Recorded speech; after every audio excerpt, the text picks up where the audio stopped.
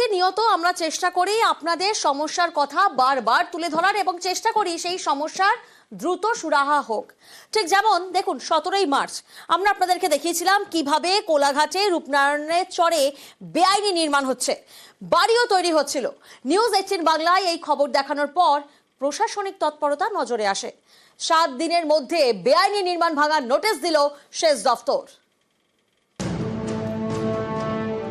রূপনারায়ণের চর দখল করে কংক্রিটে নির্মাণ, তৈরি হচ্ছে বাড়ি। সম্প্রতি এ খবর দেখায় নিউজ 18 বাংলা। এরপরই পদক্ষেপ। তৎপর হয় পূর্ব মেদিনীপুর জেলা সেচ দপ্তর। বেআইনি নির্মাণের পিলারে সাটানো হয় নোটিশ। 7 দিনের মধ্যে এই নির্মাণ ভেঙে ফেলার নির্দেশ দেওয়া হয়। এখানে অবৈধ নির্মাণ একটা হয়েছিল, গ্রামবাসী জানার পর ওটা আন্দোলন একটা হয়। নিউজ 18 খবর করেছিলেন, একটা নোটিশ দিয়ে গেছে সরকার থেকে, খুব দ্রুত ওটা ভেঙে নিলে ভালো হয়। নিউজ 18 খবরটা দেখানো হয়েছিল, তার জন্য আমরা খুব ধন্যবাদ। সম্প্রতি নিউজ 18 বাংলাতে এ ব্যাপারে খবরও হয়। সেচ দপ্তর প্রয়োজনীয় পদক্ষেপ নিয়েছে। আমরা বন্যা প্রতিরোধ কমিটির পক্ষ থেকে দাবি করছি, শুধু নোটিশ দেওয়া নয়, আইন অনুসারে পদক্ষেপ গ্রহণ করে ওই বেআইনি নির্মাণ অবিলম্বে ভাঙার বন্দোবস্ত করতে হবে। পূর্ব মেদিনীপুরের কোলাঘাট গা ঘেঁষে বয়ে গিয়েছে রূপনারায়ণ। কয়েকদিন আগে রূপনারায়ণের চর দখলের অভিযোগ ওঠে স্থানীয় কয়েকজনের বিরুদ্ধে। সেখানেই কংক্রিটের নির্মাণ, তৈরি হচ্ছে বাড়ি। এর বিরুদ্ধে সরব হন স্থানীয়রা, বিক্ষোভ দেখান। সেই বেআইনি নির্মাণের খবর দেখায় নিউজ 18 বাংলা। এরপরই পদক্ষেপ। রূপনারায়ণের চরে বেআইনি নির্মাণ ভেঙে ফেলার নির্দেশ দিল সেচ দপ্তর। পূর্ব মেদিনীপুর থেকে ক্যামেরায় সর্বানন্দ মিশ্রের সঙ্গে সুজিত ভৌমিক, নিউজ 18 বাংলা। আর এবার একটা ছবি দেখাবো আপনাদের বাঁকুড়া থেকে।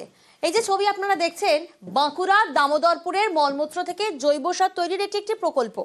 স্থানীয়দের দাবি 1 বছর আগে কারখানা তৈরির কাজ শুরু হয়েছে, কিন্তু মাঝপথেই এভাবে থমকে যায় কাজ। আজও কারখানা তৈরির এই কাজ শেষ হয়নি।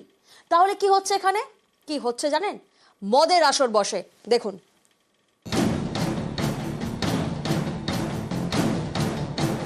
বাঁকুড়ার 1 নম্বর ব্লকের দামোদরপুর, এখানেই রয়েছে ফ্যাকাল স্লাজ ট্রিটমেন্ট প্ল্যান্ট। এই প্ল্যান্টে মল মূত্র থেকে জৈব সার তৈরি করার কথা। সেই লক্ষ্যেই বাঁকুড়ার প্ল্যান্ট তৈরির কাজ শুরু হয়, কিন্তু আজও তা শেষ হয়নি। স্থানীয়দের দাবি, বছরখানেক ধরে কাজ থমকে। দীর্ঘদিন ধরে পড়ে আছে, 1 বছরের মতন হয়ে গেল প্রায়। এটা পড়ে আছে, কোনো কাজ হয়নি না। তৈরি করে পাঠানো হয়েছে 40 লাখ টাকার কাজ। ওটা বাউন্ডারি ওয়াল থেকে শুরু করে কিছু স্ট্রিট লাইট থেকে শুরু করে হাইমাস্ট লাইট বা সাবমার্শাল, এগুলো কিছু কাজ এখনো বাকি আছে। সেই ফান্ড চলে এলে আমরা বাকি কাজটা আমরা শুরু করতে পারবো। কিছুটা কাজ হয়ে বন্ধ, ফাঁকা পড়ে রয়েছে কারখানা চত্বর। অভিযোগ, এখন সেখানে বসে মদের ঠেক। জেলা পরিষদের অর্থে 23-24 অর্থবর্ষে ফ্যাকাল স্ল্যাগ ট্রিটমেন্ট প্ল্যান্ট তৈরি করা হয়েছিল বাঁকুড়ার গোড়াবাড়ি এলাকায়। এখানে বলা চলে এই ট্রিটমেন্ট প্ল্যান্ট তৈরি হয়েছে, পরিকাঠামো তৈরি হয়েছে, কিন্তু তার পরবর্তীকালে যে কাজ হওয়ার কথা সেই কাজ কিন্তু হয়নি। অন্যদিকে কাজ না হওয়ার ফলে পড়ে থাকা যেসব জায়গাগুলো রয়েছে সেখানে অ্যান্টি সোশ্যালদের আড্ডাখানা তৈরি হয়েছে।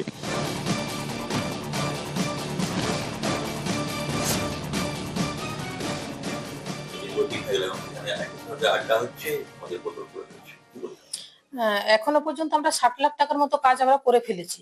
বাকি যে কাজটা রয়েছে সেটার জন্য ডিপিআর করে পাঠানো হয়েছে 40 লাখ টাকার কাজ। ওটা বাউন্ডারি ওয়াল থেকে শুরু করে কিছু স্ট্রিট লাইট থেকে শুরু করে হাইমাস্ট লাইট বা সাবমার্শাল, এগুলো কিছু কাজ এখনো বাকি আছে। সেটার জন্য আমরা ডিপিআর পাঠিয়েছি।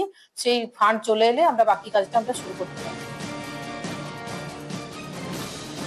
যে জেলা পরিষদ, তাদের দাবি এই ধরনের ট্রিটমেন্ট প্ল্যান্ট তৈরি করার পরও আরও অনেক অনুসারী কাজ করে থাকে। সেই কারণেই এখনো পর্যন্ত পুরোপুরি কার্যক্রম না হলেও আগামী দিনে এই ট্রিটমেন্ট প্ল্যান্ট কাজ করবে এবং মানুষের উপকারে লাগবে। বাঁকুড়া জগদলা থেকে প্রিয়ব্রত গোস্বামী, নিউজ 18 বাংলা।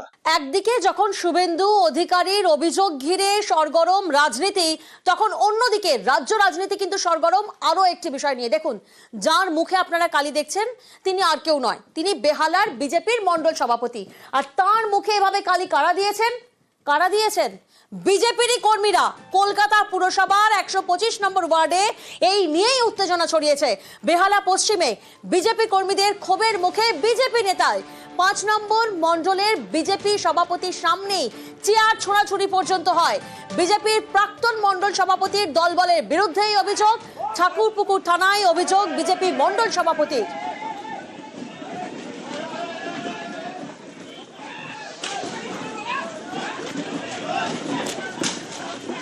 তিনি আমাদের সক্রিয় সদস্যও নন। পার্টিতে তার বিরুদ্ধে তৃণমূলের সঙ্গে যোগসাযোগের নানা অভিযোগ জমা পড়েছিল। তাকে পার্টির কোনো দায়িত্ব দেওয়া হয়নি। তৃণমূলের সঙ্গে যুক্ত থাকা, তৃণমূলের সঙ্গে ওঠবোস করা কিছু মানুষ কালকে এই গোলমাল পাকাতে এসেছিল বলে আমরা প্রাথমিকভাবে খবর পেয়েছি। এ নিয়ে পার্টির পক্ষ থেকে ইতিমধ্যেই থানায় অভিযোগ জানানো হয়েছে।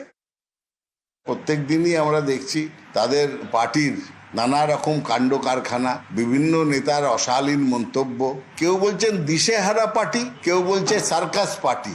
এটা রাজনীতির পক্ষে, সংসদীয় রাজনীতি, গণতন্ত্রের যে রাজনীতি, তার জন্য এটা শুভ নয়। আর এরপর আমরা নজর রাখবো শাসনের দিকে। সেখানে সুজিত বসুর বৈঠক, আর সেই বৈঠকে বিক্ষোভ। দলেরই একাংশের বিক্ষোভে উত্তেজনা ছড়ায়। উত্তপ্ত বসিরহাট সাংগঠনিক জেলার বৈঠক। হারোয়া 2 ব্লক সভাপতিকে বৈঠকে না ডাকায় ক্ষোভ প্রকাশ করেন কর্মীদের একাংশ। সুজিত বসুর সামনেই চলে বিক্ষোভ।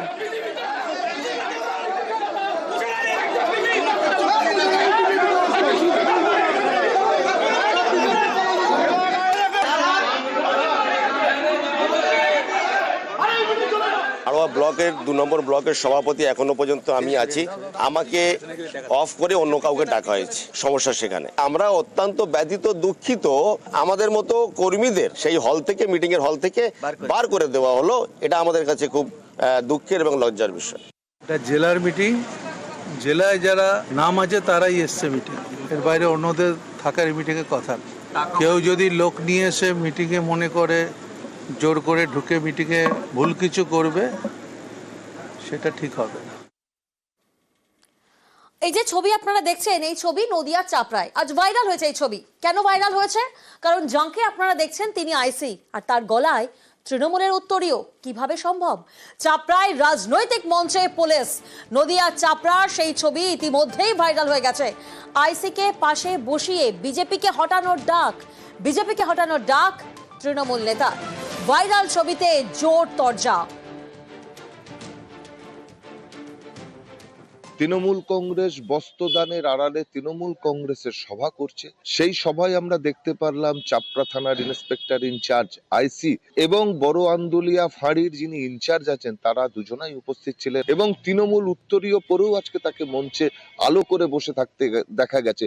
আমরা নদিয়া জেলার এসপিকে বলবো যত তাড়াতাড়ি এদের বিরুদ্ধে ব্যবস্থা নেবেন, না হলে কিন্তু আগামী দিন ভারতীয় জনতা পার্টি আপনাদের পুলিশ প্রশাসনের বিরুদ্ধে কিন্তু বৃহত্তর আন্দোলন সংগঠিত করবে।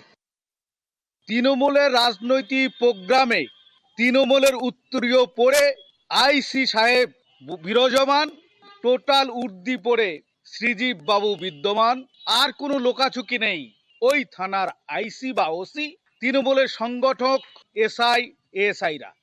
এটা বাস্তবে প্রমাণিত করে ছাড়লেন চাপড়া থানার পুলিশ প্রশাসন। পুলিশ প্রশাসন বা প্রশাসনিক স্তরে অনেক সময় খেলাধুলা উদ্বোধন করে থাকেন এবং বিভিন্ন সামাজিক উন্নয়নমূলক কাজেও তারা সামিল হন। এটা কোনো অন্যায় নয়, উত্তরীয় পড়ানোই যেতে পারে।